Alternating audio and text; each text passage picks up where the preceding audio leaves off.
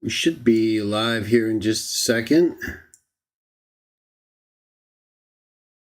Been a little while, but oh, there we go. Nice to see that everything is basically still working. Good to see you all again. Bankhead, very nice to have you. We'll give everybody a few minutes to see that we're live and join if they're able.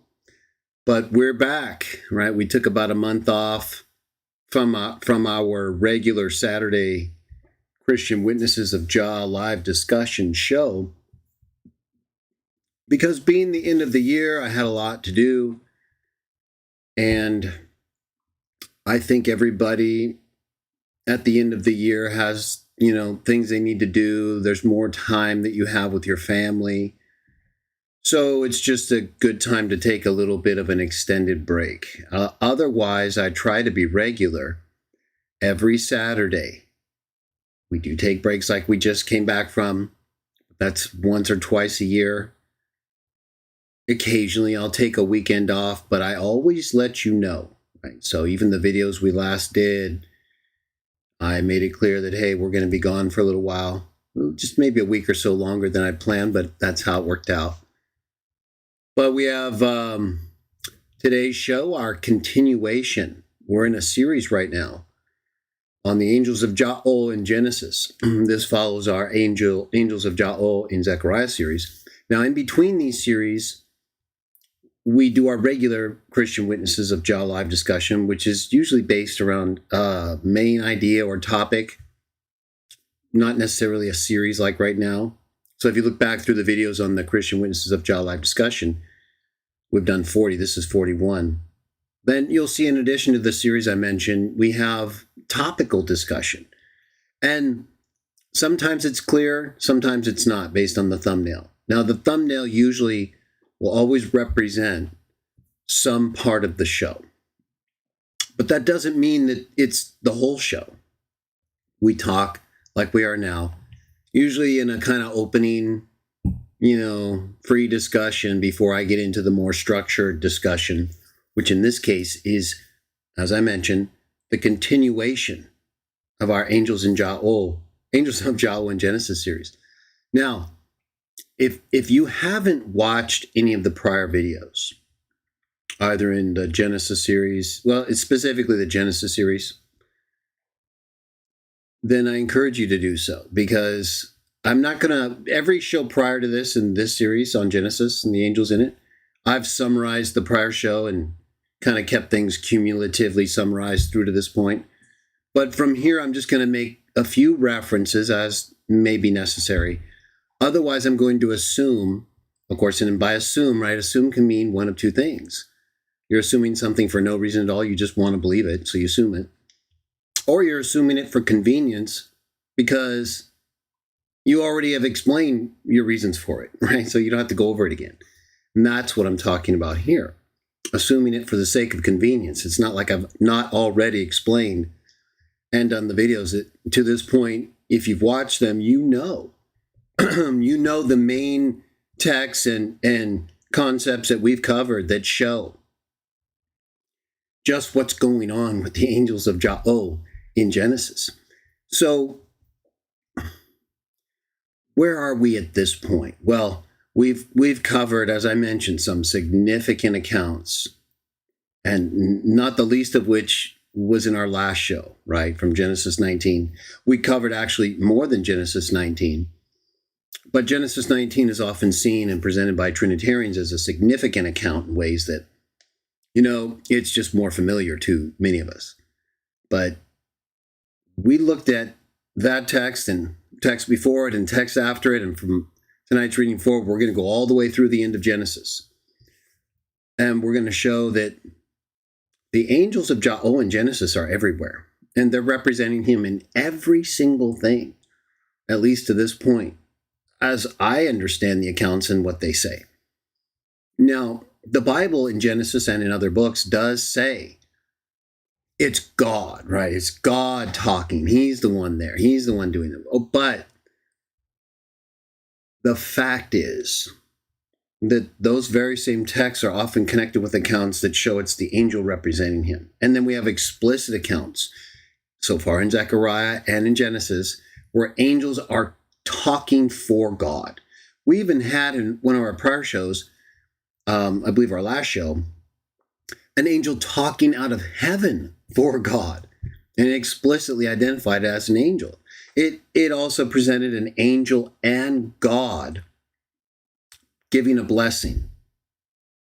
So the functions of these angels from the earliest book of the Bible,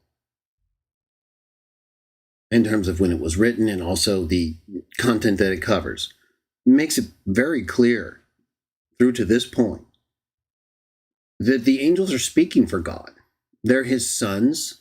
They're explicitly referred to as angels, as sons of God. And in connected accounts, right, that we've considered, like Psalm 8, they're called gods, sons of God, again in Job 38, just like they are in Genesis 6. We connected all these things, if you watch the prior videos and looked up the text.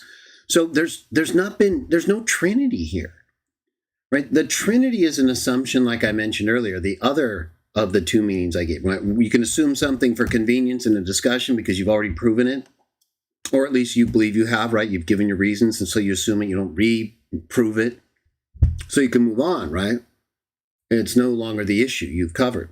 Well, so when Trinitarians assume the Trinity, well, sometimes they think they've argued for it, but often, even when they argue for it, they're assuming the Trinity. Those concepts, the concepts embedded in the Trinity, are not in the Bible. Trinitarians make a valiant effort to connect them with the Bible. We understand that. So do many other groups in their beliefs. Our beliefs, okay, as a Christian Witness of Jah, welcome everybody. I see we have more people join us. I'm going to get going, but we'll give a little time here. As you know, we talk in the pre-show. It's a good time for us to come together. And, you know, I've been wanting to get back. I've just had a lot of things to do, and I got them all done. So it was a worthwhile time off for me to really focus on some important things that will help me keep going in a broader sense, right? And so hopefully you've been able to maintain yourself, your zeal. Looks like you're all fired up right here. Who do we got? Bankhead, as I mentioned. Joevi, God bless you. Keith Fusion. Divine name. Well, check. I would say Keith Fusion. He's asking about Yahweh. I'll use all forms of the name. My position, though, is that the Tetragrammaton is to be pronounced Yahweh. And I'm not going to get into the reasons why here. I've done that in separate videos. So you can just look at the playlist on the divine name. And we do talk about it. It might come up, but probably not in this video. Either way, check out my videos. Keith, you can post a comment on those videos if you watch them, and if you have a question. I think, though, if you just scroll back, I've done a few recent videos on the divine name, some new, some clips from older ones. Look at the pronunciation of the Tetragrammaton video, though. I would say probably that's the best place to go to understand why, other than my writings, right? My Jehovah's Witnesses Defended editions, which you can get online and in digital form. I have a whole chapter on the divine name. Now, I've championed and still believe it's possible that God's name was pronounced something like Jehovah or Yahweh. But the earliest and most credible evidence from a broad range of cultures and individuals, not just Jewish, and not just one time of Judaism, right? This is like a long period of time. We have evidence for Yahweh from the 13th century BC finding most recently to the Elephantine papyri, right? To 4Q Leviticus B. This is all 1st century BCE and earlier, all the way to the 13th. In the case of the Elephantine, 3rd and 4th, right? So we've got Yahweh everywhere. And then in non-Jewish sources like Diodorus, and in Christian writers, right? Like Jerome, who explicitly states that the Tetragrammaton is to be pronounced Yahweh. Now, what his reasoning is as an explicit is the reasons I give. I believe the 4th letter of the divine name, see, we got into it, right? Real briefly, I believe the 4th letter, Keith, is a vowel marker, okay? Like on the Moabite stone. It has all 4 letters of the Tetragrammaton in Moabite. But the final Hey in Moabite represented an O sound, like Gesenius states, and as I talk about in that video I mentioned. So there's a lot of stuff to consider. Don't worry, though. I'll probably use all forms of the name. If you insist on using Yahweh, then that's up to you. I don't think you have any real credible evidence, though, for that form. It's a form based on a theory, right? It's a form based on a theory about the verb in Exodus 3, which is not supported by any of the phonetic evidence I just mentioned, okay? So I would say that theory is pretty much dead in the water and isn't necessary in order to explain the divine name. Either way, if you prefer to use it, feel free to do so. We don't want to get into controversy, though. We're Christian Witnesses of Jah. So even though I believe it's to be pronounced Yah-O, and I'm okay with Yahweh or Yehovah, I prefer Yah-O, Jah-O in English. But we're Christian Witnesses of Jah because nobody disputes that. Not really. Not in any incredible way that I can see. Even the Jews don't take offense at hearing it. So, Yah, Jah, we speak English, right? We're not here to stand out in ways that don't make sense with our regular speech pattern. Okay, so if you're an English speaker, use English. You don't have to get all hung up. The Bible doesn't say only this way of pronouncing the divine name is correct. That never is in the Bible. So we can stop pretending it's in there anytime and try to get along. The best way is to go with Jah. It's in the Old and New Testaments.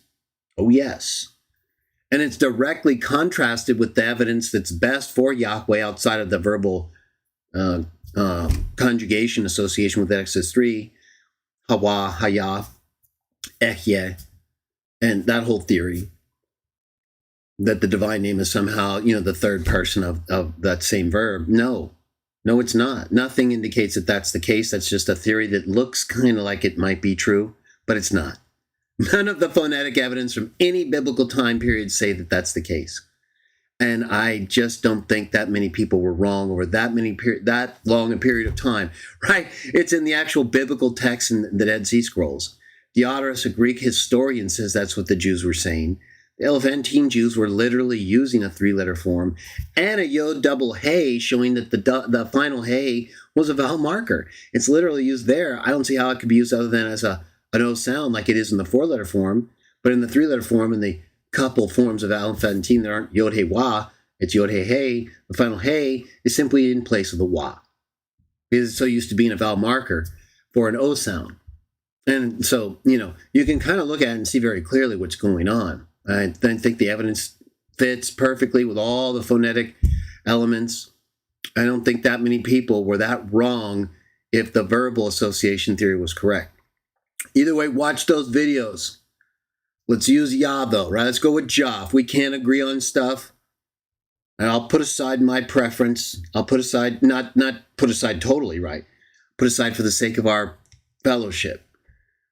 And unless that's the purpose for our discussion, let's just let it go. I'll say Yah-O. I'll say Yahweh. I'll say all of them at times. And if I give preference to Jah-O, well, that's what I believe is right. But I will say Jah as much as possible so we can all try to get along, okay? That would be a total failure if we couldn't get even past the form of the divine name, right? That's not acceptable. It's okay to discuss it and disagree. It's really not acceptable, I think you'd agree, to totally break down over the pronunciation of the divine name, like so many people do. Unacceptable. That's why Jah, right? Let's just do Jah. Let's go with that. But let's not get hung up if people say another form of the name, right? As long as they're just used to it. We're used to these things. Stuff's going to take time. It's not going to be easy for a lot of people.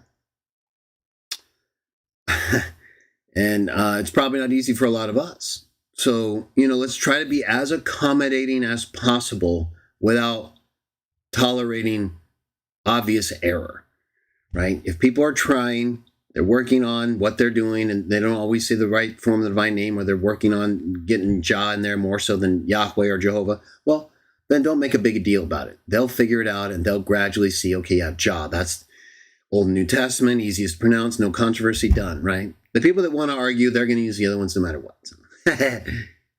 Or they just like those forms, right? So we try to accommodate everybody, even pervs, right? I talked about it recently. Sometimes we get on the pervs because they're everywhere going crazy and they have to be stopped, right? We have to stop them with prayer and by taking a stance against their immoral behavior. No, we don't have to tolerate sodomy, anal abuse, and all your perversion. Get out of here. You're crazy. In place of normal hetero? No way. Gone, right? Absolutely no way. This was unacceptable to begin with. It's already taken place, so we're going to have to beat it back a little bit with the proper manifestation of morality and facts. You're pervs, right? Yeah. If that's what you're doing right there, like we've talked about, I don't want to get into it again. We did talk about before, right? The sodomites, all this stuff. It comes up. Yeah, LGBTQ everywhere. They're going crazy, man. So, yeah, we're going to talk about it. We're not going to ignore it because we're not going to let pervs take over. No way. But if you're a perv and you're like, feel bad about it, you're kind of working on it and you want to help, we're here. We will help you, right? We'll go out of our way. That's the thing. We can't just do it for everybody, though, right? People, no. They have to be willing to try to manage their perv. If they're not even willing to do that, then forget it, right? What are we here? Just to let you perv out and bring us down with perv?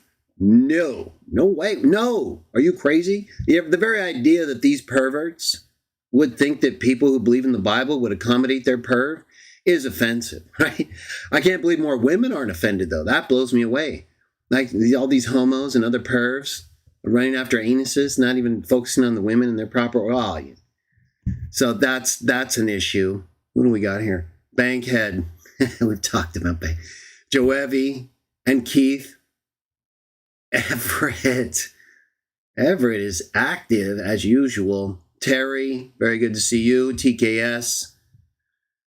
We've got a good group here. Thank you all very much for joining me. We'll get right to it. We've got a show tomorrow, too. It's a doubleheader. Big show tomorrow. I'm not going to, oh, yeah. I think you know. If you've been watching the community, you know. You know what's coming, right? It's a big one. Kind of. Depends on what you like. But I'm going to do it in a way I think is, it will be new. There's some good stuff coming tomorrow. I'm just not going to focus on this show. You want to watch tomorrow, you'll be there. It's coming. Doubleheader. Where's everybody else here? Wait a minute. Terry.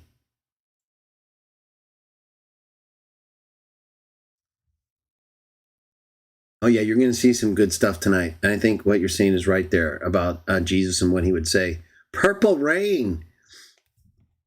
Purple Rain. I've seen Pink Moon has been around, I believe. Yeah. Oh, yeah.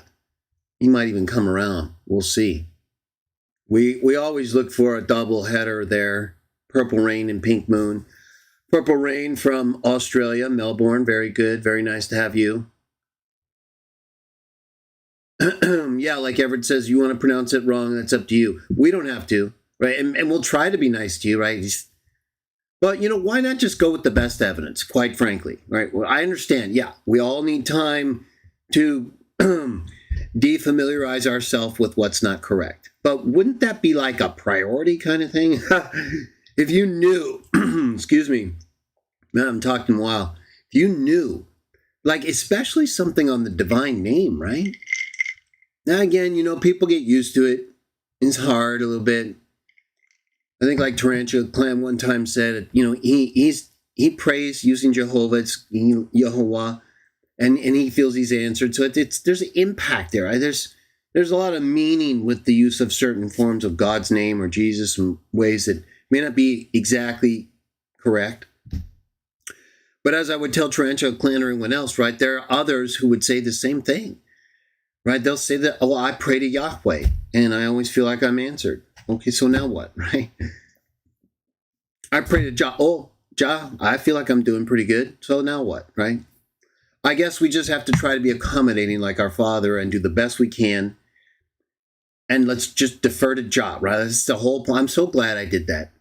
And I'm not going to take credit especially. It's kind of obvious to me. But I'm still reflectively happy about it. Because I don't have to argue, right? We can always just Jah, Christian Witnesses of Jah. We're not Christian Witnesses of Jah. Oh, even though that is true, right? Even we have an article, Christian Witnesses of Jah, Jahawa God, and Jahawa is the hyphenated form that we put out there to help people, right? Help people get familiar with Jah-O. This happened years ago too. We were aware of this, and I put out there for several decades. 25 years I've been promoting Yah-O is basically correct. Now we've been using it more recently, and in ways that I've adopted even in the past year more strongly because of certain findings, and we've been preparing for it. Either way, let's just focus on the evidence, right? If we've got the evidence, let's use it. And if we can't agree on it, let's go with what we do agree on and avoid the controversy if possible. I mean, we'll never talk about or discuss our differences, but we should be mature enough. If we're not mature enough to progress beyond our differences over things like the divine name, then we're not mature enough to be even talking about the divine name, right? You better watch it. We better all watch it. If we're not manifesting the right disposition, right? There are times when we'll engage people who are blaspheming the name, and so we get a little more argumentative. But otherwise, we got to be careful, even with those people, right? We don't want to just let them blaspheme in our presence. We don't want to misleading people either. So we kind of have to evaluate what's going on, what's happening here. All these people, doughy head. Well, doughy head, we know you from also the your response in the comments about the perv. Doughy head is a perv supporter. We just had to remove him because of his perv. He is one of the more outspoken perverts in our community. When I presented facts in our community or on X or in my videos, but here in the community, as Doughy head the perv knows, I often post facts about the LGBTQ plus pervs, right? The homo pervs, all of them, right? If you're non-hetero and you have no biological condition that people accept, right? You're just a pervert. Well, then that's it, right? But doughy head's like, hey man, cut it with the homophobia. If you scroll through my things, you'll see him. He's in there. He's perved. Yeah, but doughy head, don't you understand? If I'm vocally speaking about the homo LGBTQ perv, how can I be afraid of it? Don't you understand? You're the perv. You're the one who's afraid. That's why you freak out. And even here, right, you manifested, probably because I mentioned some perv stuff earlier and you couldn't help it. You had to say something, right? You pervs are just like the thinnest skinned people ever in the history of thin-skinnedness on that level, where you can't deal with anything. No one can talk to you pervs unless we're fully supportive of you pervs, like participants or allies, whatever. We can't be factual. We can't be critical. No. Yes, we are, and you're a perv. That's it. Okay, doughy head, we don't need you going crazy because you're bothered we don't perv, right? I mean, what is it you don't understand about human anatomy? Have you ever studied human anatomy? You are a human, so what's going on, right? And you are so afraid of the homo LGBTQ perv, you never talk about it. Right? That's why I told you in the community, I said, hey, where's your post or video or whatever warning the pervert community about anal warts, anal cancer, HPV, all of them. I told George Takei the same thing. He's perv. And, that's about all I have to say. So, ever good to see you again. Very nice. And Bankhead's again on fire, as I said. Yeah. So we got rid of him. A little extra perv stuff there, everyone. But, I don't know why. They... I don't...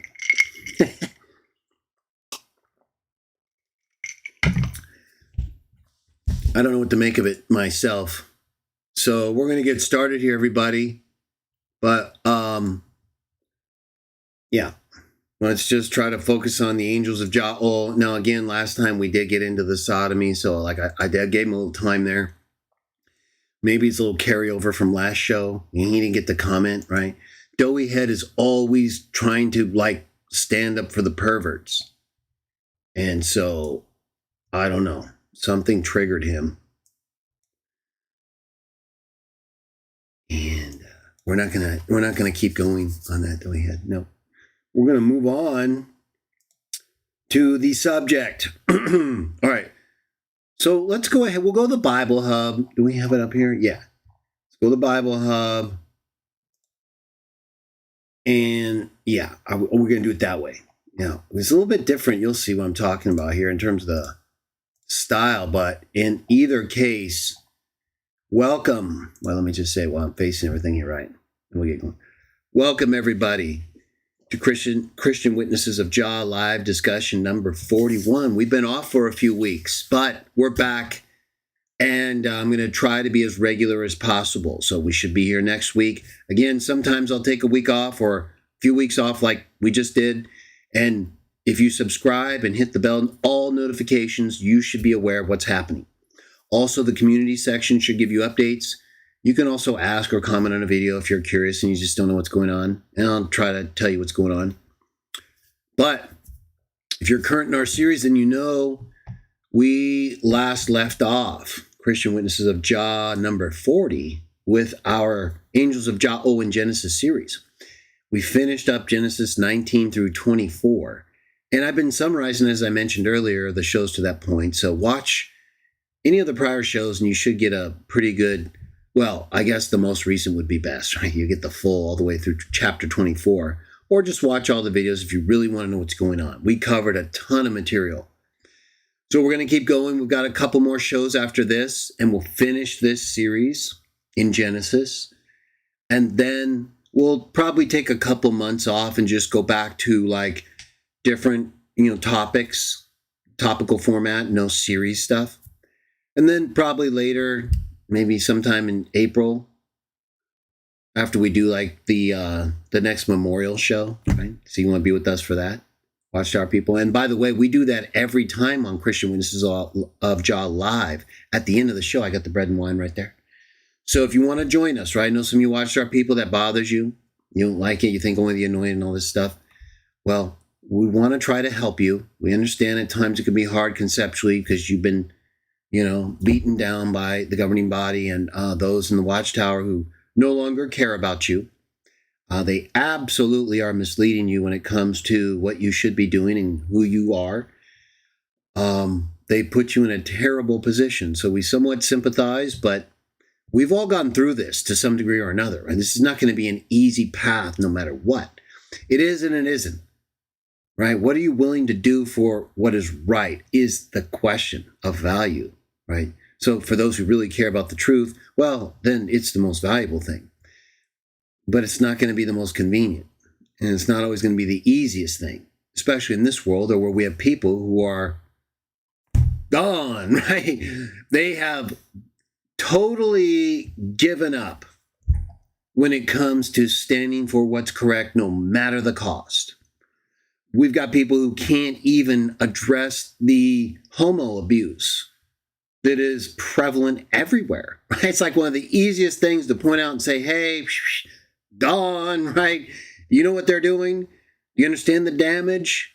What is it you're confused about then? Okay, so why are you promoting it? It's good for what?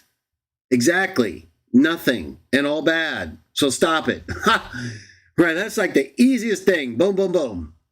And yet people can't seem to deal with it. Your gender, all this stuff. So when it comes to religious beliefs, it's like, in my experience, when people go through a religious transformation, it doesn't always end up well. Maybe not at first anyway.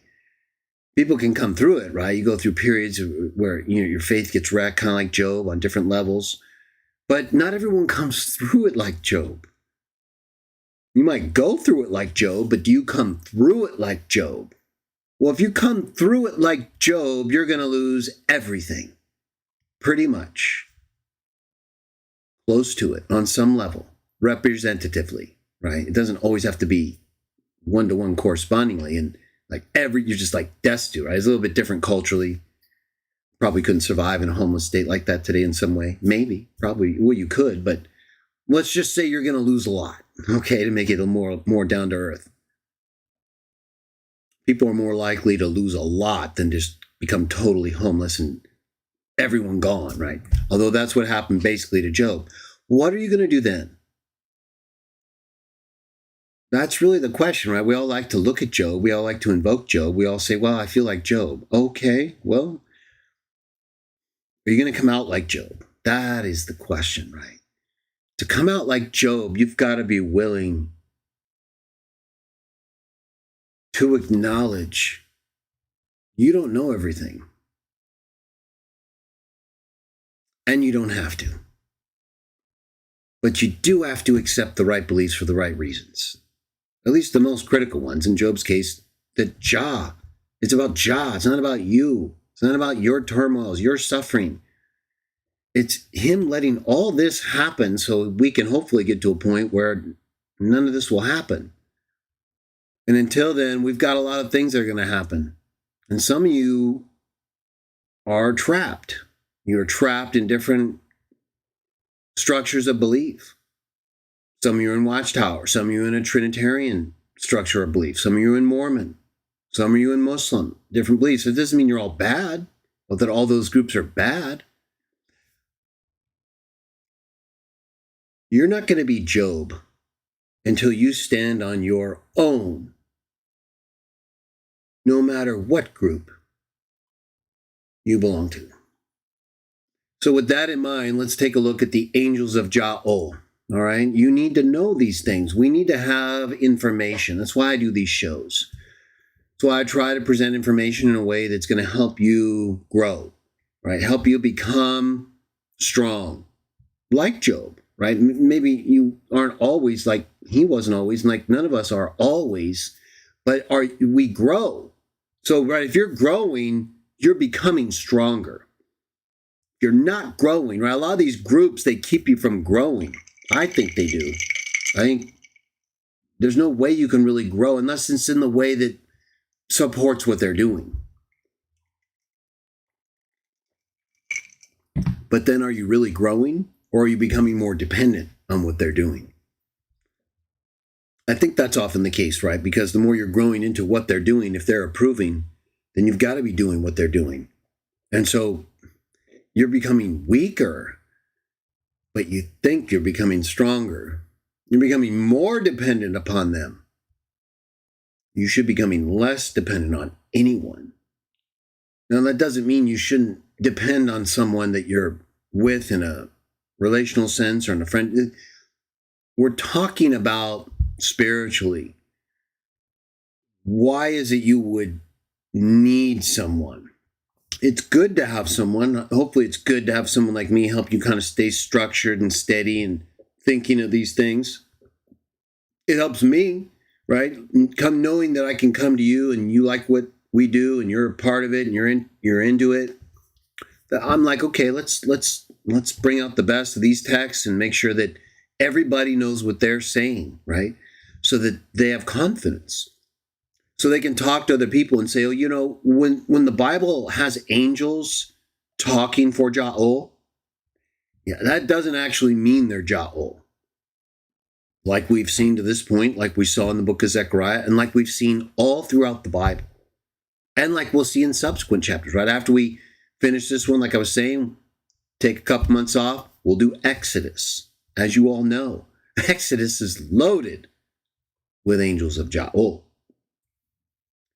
So, right, Exodus 3, and even though Exodus 3 doesn't explicitly refer to angels, right, we know there are times when angels are explicitly identified and times when they're not. Well, how do we know Exodus 3 is involving angels, Greg? Well, because Acts 7, right, it literally describes the account of Moses in the burning bush in Exodus 3 and says those were angels talking to Moses out of that burning bush. The account says it was God. Right, so when we get to Exodus, we're going to go to Acts 7 and prove that when it says it was God, like in all the other instances we've read to this point in Zechariah and Genesis, and as we'll read by the time we get to Exodus 3, that's exactly what's happening. These angels speak for God, whom the Bible says no one has seen at any time. It says God. No one has seen God at any time. And it also says no man has seen the Father. And we talked about this extensively in the last video and the one before that.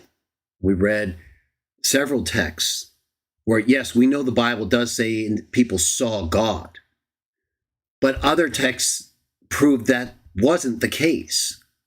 When it says they saw God, what they were really seeing were angels, just like Acts 7 proves with Exodus 3 and many other accounts. We're going to see a few tonight. So let's take a look. Genesis 31. Let me bring you guys up. Bible Hub. So this is angels of Jah in Genesis, right? And we're doing chapters 25 through 37. We're not reading the whole chapter. We're just looking at the parts of the accounts that involve angels in a structured manner that allow us to finish the entire book and highlight the key accounts involving angels as we do so. We'll read certain books entirely if they're small or involve angels the entire time, like Zechariah, but not with Genesis. All right, so Genesis 31. Let's take a look at verses 11 through 13. Right, Genesis 31, 11 through 13. Right, now we use what the Bible Hub brings up, unless we're going to use another text, outside of Bible Hub. And it brings up the NIV, number 1. And we know there are issues. Of course, no Bible is perfect. We try to just go with it. But if there are obvious errors or things that pertain to what we're talking about, we will discuss it. Otherwise, we're just going to read it, okay? Whether it says God, Lord, I usually will point out where the divine name should be. But sometimes with NIV, it's hard to tell, especially in the New Testament, right? We talked about that before. Look at this, all right? So even though we're starting in Genesis 31, we're going to go back. Remember, this is 25 to 37. So why are we starting in 31? Well, from the last account, 24, right? So 25. But 31 is not actually the earliest chapter that's significant where angels of Jah in Genesis are concerned. But we're going to start here and you'll see why. Genesis 31:11. The angel of God said to me in the dream, Jacob. I answered, here I am. Let me actually see if I can change this. I don't think this is on the...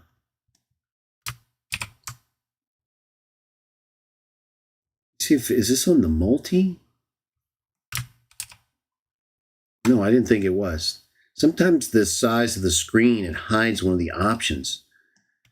And you got to minimize it so that they all come up. Okay, I think that's as good as we're going to really... Yeah.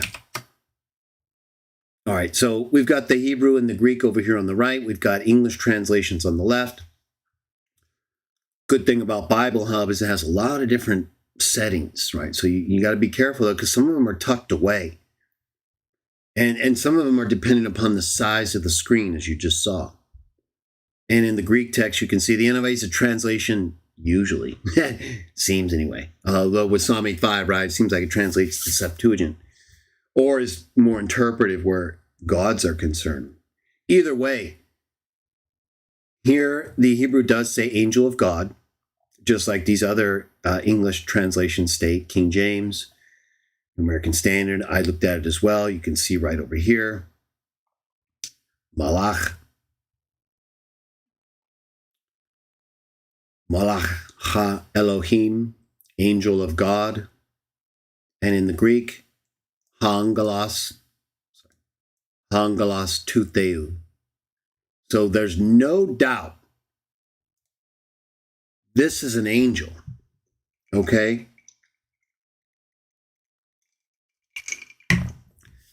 It's very important at this point that you have really understood the prior videos and accounts we've read.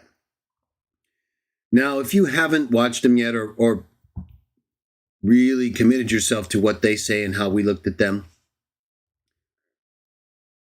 then what I just said a few minutes ago will at least help you understand the significance of this text. But it will really be impactful, I believe, if you have understood all of the accounts from Genesis 1 to this point that we've read. All right. So it says, the angel of God said to me in the dream, Jacob, right? So this is Jacob recounting the event. With the angel of God, both according to the Hebrew and the Greek. Here I am. Verse 12. And he said, right? So that's the angel, right? It just said that. The angel of God said to me in the dream, Jacob. I answered, I being Jacob, here I am. And he said, this is Jacob telling us what happened, referring to the angel of God who just addressed him. Jacob has now acknowledged that he's being addressed by the angel of God. And Jacob says, he, that is the angel of God, said, look up and see that all the male goats mating with the flock are streaked, speckled, or spotted. For I have seen all that Laban has been doing to you. So this angel has been watching what's been going on. And he's telling Jacob that. And then he says this, I am the God of Bethel, where you anointed a pillar and where you made a vow to me. Now leave this place, leave this land at once, and go back to your native land. Okay. So this is, you see now the significance here, don't you? Like we've seen in prior videos and in reading these accounts about the angels of Jah in Genesis, and just like we saw in Zechariah, right? Just like we've seen in other videos. When we did the Alpha and the Omega video in the book of Revelation. Now, we're going to do the book of Revelation all over again because we just focused on the first and last, beginning and end, Alpha and Omega texts in that video. And the surrounding context, right? Where it was very clear that's the exact same thing going on there. That in Revelation, that's exactly what you have.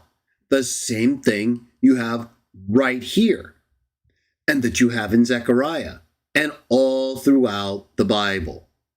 Angels speaking for and acting as God, and as Jesus in the case of Revelation, right? Because he's the one giving them the revelation. He's the one who's been given all authority, still receiving the revelation from God to give to others, right? That's what an angel does, but he's the ruler of the angels, so archangel, just like 1 Thessalonians 4 proves, right? So it's all consistent. Trinitarians, none of this fits with your doctrine, right? We know that in spite of the fact that you argue with us like we're insane, that Hebrews proves Jesus is not an angel, which is not what it proves. It proves that while he was a man, he was not an angel. But beyond all that, you guys act like it's, to call him, say he's an angel, is blasphemy, literally. And then you turn right around, like almost, depending on how fast we get to it, texts in the Old Testament where the angel of the Lord or angel of Jah, angel of Yahweh, speaks as God. And you say, well, that's because it's a person of the Trinity, right? That's God there. Well, it says it's an angel. What are you talking about? You just told us God can't be an angel. The Bible tells us in the Old and New Testament, God makes his angels spirits. doesn't create this category of uncreated angel that you then impute to this angel of Jah in the Old Testament. So it's just insanity, right? It's literally just denying what the Bible says and pretending like it doesn't. Which is what Trinitarians often do when it comes to just the word God. But we're talking about angels right now, right? So I don't want to get off on it. Tomorrow, though, okay? You want to talk about Trinity and the word God? Don't miss tomorrow's show, right? Bible and the Trinity in conflict resumes tomorrow, everyone. Oh, yeah. This is a big one. So back to this show, though. Let's focus on the word on angels. Right? You have to understand this. It's not just the word God. That's a big one too. It's angel, right? They're literally telling us we can't say Jesus is an angel, even though we say he's the archangel. They say we can't say that either. Oh, okay. Well, the Bible says that, but fine for now, whatever. Well, then why do you come over here and say he's this angel? Oh, it's an uncreated angel. That's God. Oh, really? Because it says angels are made spirits by God. You tell us God can't be an angel, and Jesus can't even be an angel, but you say Jesus is this angel because it's uncreated, and yet the Bible doesn't ever say an angel is uncreated. You just say that because you know that if the angels, this is why they do it, everyone, if the angels of Jah, in these Old Testament accounts, or in the New Testament ones, Revelation, are presented as speaking as and for and even acting as God. Well, that's our belief. And your belief is what? That it's a person of the Trinity, right? No, they're angels. So angels in the Old Testament do it, angels in the New Testament do it. We both agree Jesus is likely this special angel in the Old Testament. So why do you have such a problem with him being the special angel in the New Testament? It makes no sense, especially when we agree he wasn't an angel when he was a man, because he was made lower than the angels, right? So right there, no Trinity. And then it says he became better than the angels, proving he wasn't better than the angels at the time before he became better than them. Mutability, all of it, no Trinity. And it all fits with our view of these angels from these accounts. We don't have to make up any of it. We're just reading it. Now, I'm describing it in relation to your view because you guys have surrendered your loyalty to later doctrine. That's a fact. Okay, yes, of course, we know you love the Bible and you read the Bible and you think it teaches your doctrine. No, that's what we're telling you. We're telling you that it speaks about these angels in a way that you don't present. Okay, Trinitarians, and a lot of you others who aren't Trinitarian, maybe you're Socinian or Muslim and you deny Jesus' preexistence. Well, that's up to you. That's not what we do. And we believe if you actually accept the Bible and what it teaches and you don't read into it your view, then this is what it says. The angels speak for and as God. All throughout the Bible, look at that. I am the God of Bethel. Who's talking right there? If it said, Jesus said to me, here I am, and he said, here I am. See, the Trinitarians would go crazy, right? They are not consistent. They do not interpret the Bible using the Bible. We do. So we understand one God the Father. Yeah, that's it. And the sons of God are gods. Period. That's not polytheism. Not if by polytheism you mean somehow something against the Bible, right? I love it how these people sometimes come to us, especially these oneness and Socinian types, say, you're polytheist. No, you just don't understand the Bible. Show me the word polytheist in the Bible. Right, it doesn't actually occur. It gets close, though, in 1 Corinthians 8, 4 through 6. And guess what? It's in the affirmative. Did you know that? Did you know it says poloi, polytheist, right? Means many gods. There are many gods. That's what 1 Corinthians 8, 4 through 6 says. There's one God the Father, even though there are those who are called gods and those who are gods in heaven and on earth. They're not just called gods, they are gods, it says, in heaven and on earth. So if you believe we're polytheists, that's what the Bible teaches, and you're a heretic. You reject the Bible because you reject what it teaches under this label of polytheism that came about later that puts in the pejorative what the Bible says is affirmative in the right context. One God the Father, sons of God are gods. Is that what you mean by polytheism? Oh, okay, then you don't accept the Bible. You mean something else? Then you're mislabeling us. You're not talking about the Bible. You're a pervert. You're a spiritual pervert. So you and Doughy Head can probably, work something out. Either way, we accept the Bible. Okay, we don't look to later doctrine formulated by oversight of a pagan emperor who made people worship his ancestors while he was contributing terms at a council of false teachers and liars that aren't in the Bible, that contradict the Bible, that have nothing to do with the Bible. Homoousios, no. Why don't you stick with the Bible? Can you do that? No. We can. Done. Over. Finished. They are, not us. All right, so this is clear, is it not? This angel of God, Hebrew and Greek, without controversy, is an angel of God. Speaks as God. So why, Trinitarians, do you have such a problem with Jesus speaking as God, the Alpha and the Omega? No, whatever God would say, why is that a problem for Jesus to say, or any angel to say?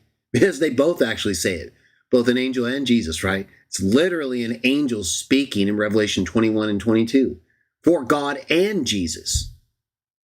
And they get all hung up on the pronoun, the first person pronoun, the proper name Jesus, when the very construction happens other times with the name John, and they're not consistent in identifying the preceding speaker. Not the way they do Jesus. Hypocrites, right? Unbelievable stuff. It's desperation, right? It's Trinitarian Nation. It's not the Bible, everyone. This is the Bible. The angel of God said to me, look up and see. I have seen.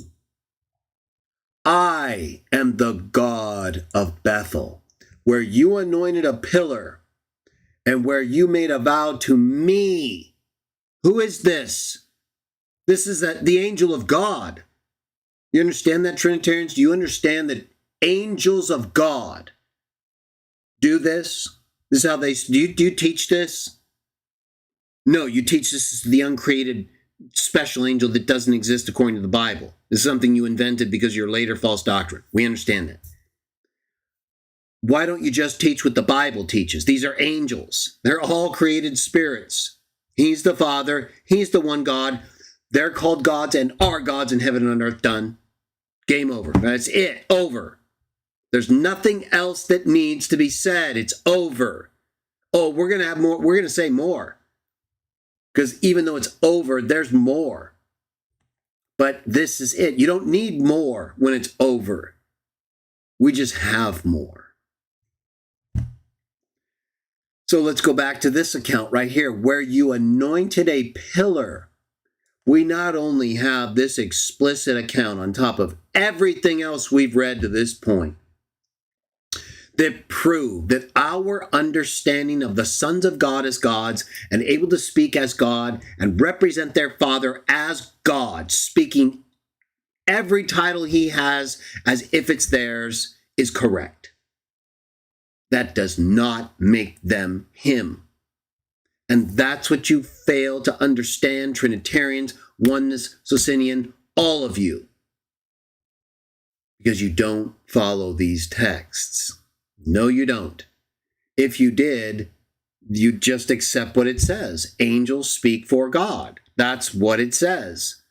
In that says the angel of God said, and then speaks for him. What do you don't understand about that? What's so complicated about that? Why do you have to read in all this metaphysical nonsense because of that? Or you can't make the connection at times between what happens here in the New Testament for some reason. It's unbelievable. Where you anointed a pillar, okay, that happened in Genesis 28. Let's take a look. We have explicitly here, everybody, in this book, another account of the angel of God speaking as God. I am the God of Bethel. You made a vow to me. This is how they are. This is how they talk. This is not a theory we invented. This isn't a teaching we just conveniently came up with to get out of the Trinity. No, this is fundamental and ancient. And all throughout these primitive accounts, primitive in the sense of ancient, right? There's nothing sophisticated about them. They're all very detailed and descriptive, right? But I mean, it's not like a new thing here. It's only new because people haven't been learning it. Genesis 28, 10 through 18. What's this thing the angel of God who speaks as God is referring to? The pillar that he said Jacob anointed for him, right? The angel speaking as God, right? See, the Trinitarians aren't able to make this connection. They feel they have to fully impute everything that is said in the most direct sense, or they know they're opening up the door to an alternative explanation to their Trinitarianism that actually makes sense and fits the biblical accounts, right? Doesn't have to be imported from later pagan councils and a murderous emperor and an idolater. Oh, we're going to get to it. Verses 10 through 18, Jacob left Beersheba and set out for Haran. When he reached a certain place, he stopped for the night because the sun had set. Taking one of the stones there, he put it under his head and lay down to sleep. He had a dream in which he saw a stairway resting on the earth, with its top reaching to heaven. And the angels of God were ascending and descending on it. Okay, this is very important. This isn't the main part that connects it with the account we just read in Genesis 31, though. But before we get to that, this proves right here, and it says angels of God, angeloi to Theou.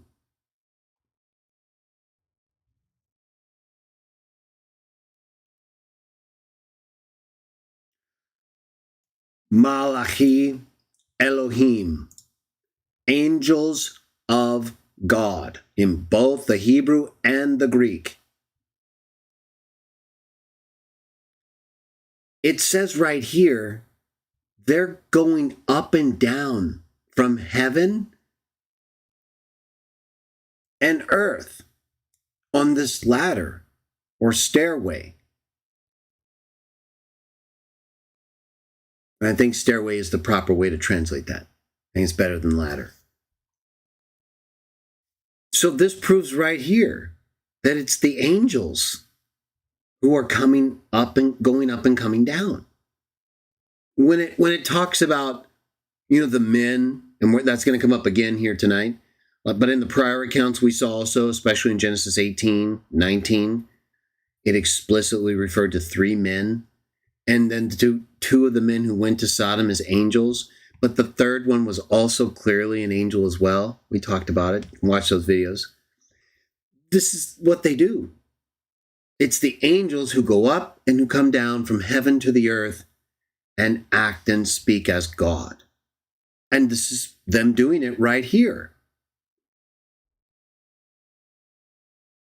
So the angels of God, once again, are the subject, coming up and going down from earth to heaven, heaven to earth. Verse 13, there above it stood the Lord, morally bankrupt representation for the divine name right there, Jah. And he said, I am Jah, the God of your father Abraham, and the God of Isaac. I will give you and your descendants the land on which you are lying. Okay, so now we have a differentiation, right? Angels of God coming up and going down. Now the angels of God are up, right? They're talking about when it comes to Ja'ol right here, it's saying he stood above the stairway. So he's at the top of the stairway. He doesn't come down. Not according to where he's seen him here. He's just above the stairway. Where the angels also are, right? Because they're coming down from that area as well. But they're coming down and going up. And here it just refers to Ja'ol as above the stairway. And then he speaks and identifies himself. Verse 14, your descendants will be like the dust of the earth, and you will spread out to the west and to the east, to the north and to the south. All peoples on earth will be blessed through you and your offspring. Verse 15, I am with you and will watch over you wherever you go, and will bring you back to this land. I will not leave you until I have done what I have promised you. Right? It's God speaking in the first person again, according to this account, right? But remember, like we've been talking about, that's exactly what the angel in Genesis 31 did. It said, the angel of God said to me, I am the God of Bethel, the vow you vowed to me when you anointed the pillar. That's right here. When Jacob awoke from his sleep, he thought, surely Ja'ol is in this place, and I was not aware of it. 17. He was afraid and said, how awesome this place is. This is none other than the house of God. This is the gate of heaven. Verse 18. Early the next morning, Jacob took the stone he had placed under his head and set it up as a pillar and poured oil on top of it. See, he's anointing that pillar, which is exactly what the angel of God referred to when he identified himself. I am the God of Bethel, same as the place we just read, where you anointed a pillar and where you made a vow to me. You understand now? The angels speak so exactly for God. There's no way to see any difference. You just have to know there's a difference. Because the account expects you to know that. It tells you enough times and in an explicit enough way. The angel of God said, I am the God of Bethel. Either you accept, along with all the other references, including this one, that show these are angels of God coming up and down, speaking for God, just like we saw in Zechariah and in prior accounts in Genesis. Otherwise, you have to believe these angels are gods, which is also true in a sense, but not like what we're talking about now, right? In other words, there's not a Trinitarian alternative here, everybody, right? Either these angels are speaking for God, or they are this God, and gods in a pluralistic sense, right? There's no there's no personalizing of divinity here in a way like Trinity. They're explicitly individualized or pluralized if there's more than one. And that proves again that we're dealing with an instantiation of the type, right? We're not talking about a person of a God. We're talking about an angel who is God or a God as an individual God. It's either that or they're speaking for God, like we read about all throughout the Bible, right? So the worst possible interpretation would be that they're actually individual gods because of the way they speak. They are individual gods as sons of God, but not because they speak like this, right? This is why Moses can also be considered God to Pharaoh, like God says in Exodus. We'll get to him. Because there's a sense in which if the way you speak is for God, You are God to that thing you're speaking to. That's absolutely clear right here and in Genesis 28 and in all the other accounts we just mentioned. So it's important you understand that these angels absolutely 100% say the same things. I'm the God of Bethel. You anointed a pillar and made a vow to me. But that wasn't to them. It was to their Father, the one God. They're the angels coming up and down the ladder representing him, or even speaking from heaven as him. That's what they do. That's why the angels are called gods, and they are gods. And the faithful ones get to speak and act and be considered God. Not on their own merit or self-worth, but because of whom they're representing, whom they're speaking for. I don't know how you couldn't see this in these accounts unless you are absolutely beholden to doctrine not in these accounts that tells you to do otherwise. Otherwise, I suggest you start listening to these accounts, including Genesis chapter 33. Let's take a look at verses 3 and 10. We're getting pretty close here to wrapping things up, everybody. Thank you for joining me. Glad to be back. We'll finish off our series here on the angels of Jah in Genesis in a couple weeks. And then we'll take a break from the angels series. We'll talk about other things for a couple months. And then we'll get into a series on the angels of Jah in Exodus. Genesis 33:3. It's talking about Jacob, right? This is him returning and seeing Esau after he's taken Rachel, and he's got this big family and big herd. But he's going back and he finds out that Esau is coming to meet him with like 400 men. He doesn't know what Esau's intention is. So he starts appealing to God. Hey, you said go back to this land. And now I don't know what's happening here. My brother might attack me. So he's wise, right? He splits his camps. And then he starts sending these different processions of gifts in divisions ahead of him to pacify Esau in case he's upset.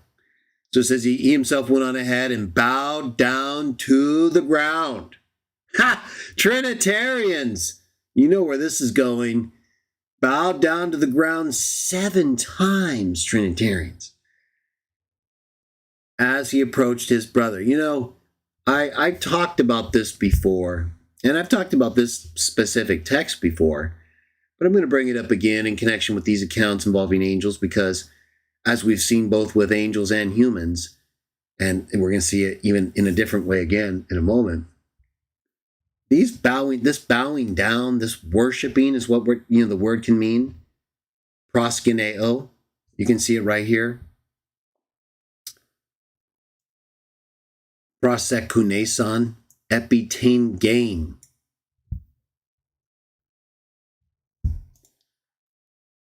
Worshipped upon the earth. Face all the way to the ground. Trinitarians will sometimes say that's something different when it happens to Jesus, if it's like all the way to the earth. No. Jacob did it 7 times here to his brother. See, this was the cultural understanding of these terms, Trinitarians, both the Jewish translation here and the original Hebrew. So when you guys try to say that this is somehow like blasphemous, this worship to Jesus, this honoring, you'll sometimes, of course, misinterpret Revelation 5, which literally differentiates him from God, not only in terms of personhood, right, as an individual being, but in terms of the reasons they're worshipped. Revelation 4:11 says, because God created all things, katizo, not use of Jesus in the active sense that you can prove. And in Revelation 5, it says, the Lamb who was slaughtered, like Jesus is a man, right? Just like other texts say, Hebrews 1, Hebrews 2, other texts, Philippians 2. A man, a creation, Trinitarians, who was slaughtered, right? And that proves, of course, he was created another time when he was made a spirit. Genomai, game over. 1 Corinthians 15:45. It applies both to Adam and Jesus in that text. Sorry, done and done. As if we needed more proof, right? Either way, Revelation 5 says that a lamb who was slaughtered is worthy. It doesn't say he's worthy for the reason God is worthy. It says he's worthy for a reason a creature is worthy. He died faithful to God. Trinitarians, you have it all wrong. You misapply and misinterpret all of these accounts. And you don't even see the parallel with texts like 1 Chronicles 29:20, where Solomon and Jehovah, Jah, are worshipped by the same people in the same setting, and there's no difference expressed. Yet there's obviously a difference, isn't there? Again, the Bible expects a certain level of non-retardation, everybody. And if we can't meet it, that's not the Bible's fault. Okay? You're just refusing to accept what it says. We're talking spiritual here, not actual physical handicap retard. People are spiritually retarded today, right? They just won't accept the accounts, no matter the cost. Yeah, it's going to cost you. You might be considered a heretic by your fellow Trinitarians. Are you ready for that? You ready to stand on your own and be shunned? Well, then you're not ready to be a Christian, because that's what it's going to cost you. At least many of us. All right, so this is very clear right here, everybody. Proskuneo, all the way to the earth, multiple times. The Trinitarians have collapsed, right? I mean, it is just so obvious at this point that what Jesus received is because of his being elevated by God to a position he didn't have before. So, sorry, it's over. And it's the lamb who was slaughtered who's given that honor, not God. Let's go to verse 10 of Genesis 33. So that's very clear. Genesis 33:10. No, please, said Jacob, if I have found favor in your eyes, talking to Esau, accept this gift from me. For to see your face is like seeing the face of God, now that you have received me favorably. Now, I brought this up because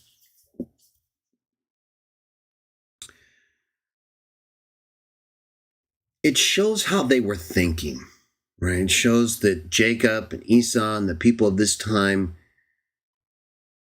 were conscious of this idea that seeing one person's face was the same as seeing another person's face, which is basically what we've been dealing with since Genesis 1, right? And what we deal with all throughout the New Testament, right? What's Jesus say in John 14? Have I been with you so long? If you've seen me, you've seen the Father. That's exactly what all these accounts are teaching us, everyone. If you've seen these angels, the ones who speak for God and don't rebel against him like Satan, you have seen the Father. Not that any man has seen the Father, right? We made that clear in last video. The Bible makes that clear. But yet it speaks as if you do see him because of the very thing Jesus says in John 14 that applies to every other manifestation, except maybe the time when God covered Moses in the rock and let him see his backside. The others are visions, not real, not really happening the way that happened with Moses, like Isaiah in Isaiah 6, right? It's a vision. And he's not literally in heaven as a human being. He's being given a vision and acting within that vision. Moses is literally there in the rock being covered by God as he passes by. There's no vision there. But you don't see his face either, right? But so it's important you understand context and culture and what people in these actual accounts believed and thought was okay. Whereas with Trinitarians, right, and other groups, but Trinitarians mostly, the things they act out on, I like the whole worship thing we just read. It's like this totally foreign to them that anyone but God could be worshipped like that. Oh, really? Because it's all throughout the Old Testament and in the New. We're told we're going to have the Jews of the synagogue of Satan worship before our feet. That's all the way to the ground, before our feet. So that doesn't make us God. The misapplication of these terms and these texts in order to support these non-biblical teachings just creates so much confusion. But try to remember texts like this that really will help you establish, hey, when we talk about angels, looking at angels and really looking at God without the angel actually being God, similar to Jesus, well, that's kind of the way they explicitly understood things also, in addition to the accounts telling us that. All right, last account, Genesis 37. Then we're going to partake and we're done. Thank you all for joining me for our, first show of 2024, first live stream, first show, really, first video. I don't think I uploaded any, no? So we got a lot more, though. We'll be back tomorrow, Bible and the Trinity in Conflict, part 27. Oh, yeah. In fact, let me just take a quick look at the chat to make sure we don't have anyone going insane. We had a visit from Doughy Head earlier, who's one of our resident pervs. He defends, he'll defend the perv. So, that's why I call him that. You did it to yourself, Doughy Head. You've made yourself that. We got to watch out, right? They'll take other names and start going crazy. I don't want you guys to be subject to all that. Looks like, okay, we got rid of Doughy Head. We banned him. Well, Doughy Head, don't worry. Maybe later, when you're not perving it out, we'll let you back, right? But you got to stop. Stop making us out to be the bad people and the homophobes. You're a homophobe. You're a pervert. And we're the ones who are willing to help you in spite of all that, okay?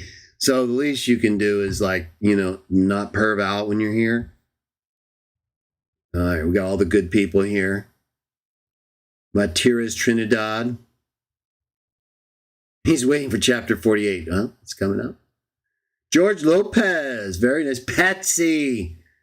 Oh, yes. So everybody's here. Having a good time. We dealt with Doughy Head. Don't worry. No perv. All right. So very good. Let's get back to it. Let's go back to the text. We're almost done. About to partake. We're back. Jah be praised. We are back, everyone. See, just pray. Just keep going. Don't stop. Stay in your area. Focus on people around you. That's number one. Other than, number 1 and 2. It's number 3, but it's number 1 in terms of, what you should focus on outside of John and Jesus. People right around you. Do your best there. That's what's going to go with you. That's what John and Jesus are evaluating, right? Are you managing the people you're closest to?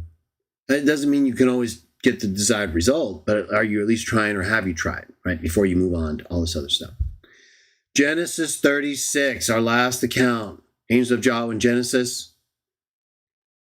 Genesis 37, let's start in verse 6. Bring the Bible up again. All right, here we go.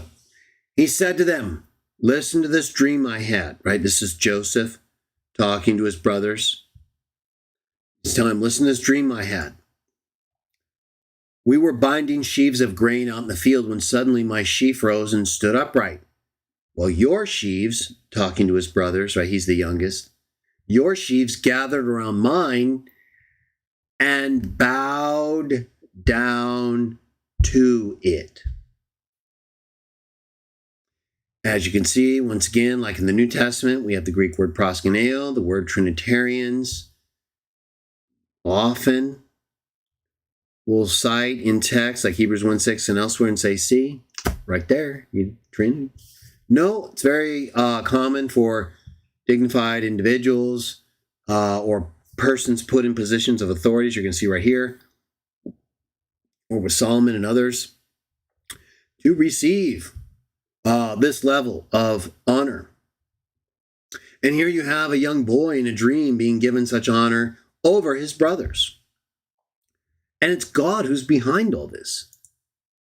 Verse 8, his brothers said to him, do you intend to reign over us? Will you actually rule us? And they hated him all the more because of his dream and what he had said. Now, understand from this, what just happened? Well, Joseph related in the dream, right, in verse 6 and 7, that he had a dream and his sheaf stood up while their sheaves gathered around and bowed down to him. Proskuneo, same as Greek word in the New Testament.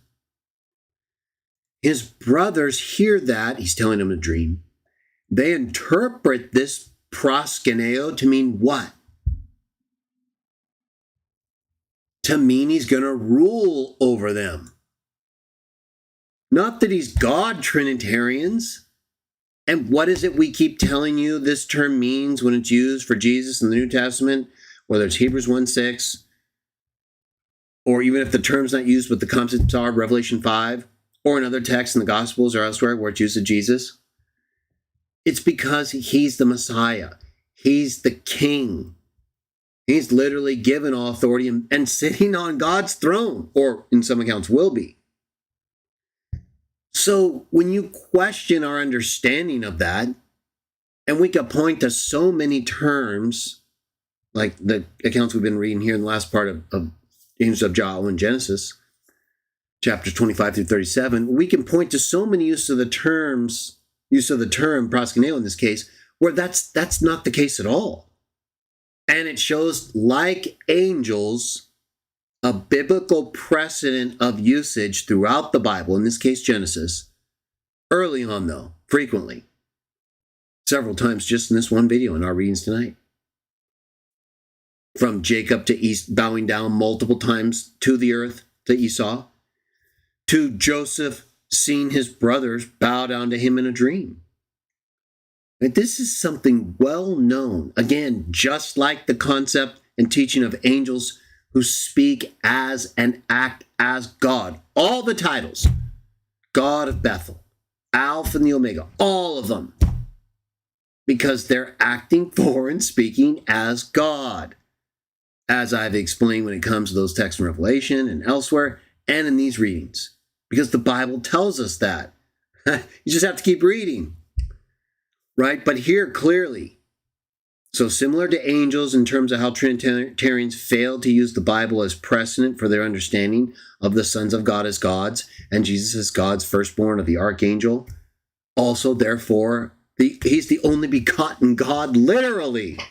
In some manuscripts, son, but that's the same thing, right? Son of God is a God. We've proven that as well. And that's a biblical teaching in Hebrew idiom. B'nai Elohim. Genesis 10 proves the same thing. The fact is, Jesus is a special kind of God. The monogenes theos, Trinitarians. What don't you understand? What is it you don't understand about that qualification of theos? That individuates him in a way totally inconsistent with the Trinity. It's in conflict. And it proves what we have been showing you. That Jesus is one of the sons of God, but a special one. He's an angel, but a special one. You even agree with all of that. You just redefine which one. And what all these terms mean. Angel, God, for all of them, pretty much. When it comes to proskuneo, like with angels, Trinitarians fail to use this as biblical precedent to show the usage of the term and how it really was understood early on to mean someone rules over them. Even with Jacob and Esau, right? Jacob's basically saying, look, I'm surrendering to you. Have mercy, treat me, he's hoping he'll be nice to him, of course, but he doesn't know that. But he's giving himself to him. He's submitting. He doesn't have any choice, he thinks. And God hasn't told him to resist him. So, again, it's important you understand these accounts and the text we've been reading so you can make sense of these terms and what they mean. And show from the Bible what's going on, everybody. We don't need others to tell us what these terms mean. Look at this, verse 9, Genesis 37. Then he had another dream, referring to Joseph, and he told it to his brothers. Listen, he said, I had another dream, and this time the sun and the moon and 11 stars. The homos and LGBTQ love that. Sun and moon and stars stuff. They're the sun and moon and stars homo perv people. A lot of the Baphomet people are like that too. But anything, sorceress or they're on the whole pagan trip. That's sun and moon and stars people, right? A lot of the LGBTQ pervs are big on that too. Either way, so, you guys get your whole sun and moon and stars here. They're all bowing down, proskuneo, to Jacob, How about that?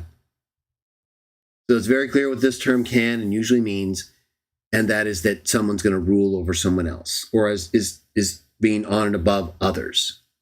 Even when it comes to the sun and moon and 11 stars, to Joseph. I'm sorry if I said Jacob. So I think, once again, everybody, this does not mean Joseph is God, right? Could you imagine if a text in the New Testament said the sun, moon, and stars were bowing down proskuneo to Jesus? Well, it says that to Joseph. Is that okay? Yeah, I think it's okay to say it to Jesus also. He's on God's throne, all authority, died faithful, slaughtered lamb, done. No Trinity. Verse 10, when he told his father as well as his brothers, his father rebuked him and said, "What is this dream you had? Will your mother and I and your brothers actually come and bow down to the ground before you?" Proskunesai soy epitane gain. Trinitarians, they all understood what this means, and it did not make them God. Yeah, they all were rejecting Joseph as the one that they would submit to. But that proved to be the case, didn't it? When he became governor of Egypt, and they all came to him and had to acknowledge his authority. So he actually acts as a type of Christ, as one who was bowed down before, after being appointed with God's assistance. Thank you all so much for joining me this evening. Let's go ahead and finalize our time together with partaking. It's something we've done since show number 2. We realized in show 1, hey, you know what? As often as we come together, unless we're doing like a specific study, like tomorrow, like part of a series, we don't want to do it every time necessarily, but, it's up to each individual. We choose to do it after every Christian Witnesses of Jah live discussion show. So if you have your bread and your wine, we will partake and show our faith in God's Son, the one who came and gave his body and blood as the slaughtered lamb, who is worthy, because he was slaughtered, to open the seals of God's scroll and to be installed as king, as he was in the first century.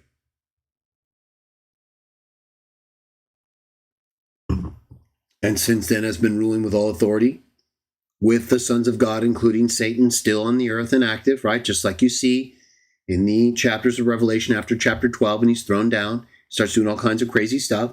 Son's still on God's throne, still ruling everything, but letting things happen in ways where they all have to answer to him as he manages the remaining part of the days, and then brings about the 1,000 years, during which time all enemies will finally be put beneath his feet, for he rules as king until all of them, including death, have been defeated.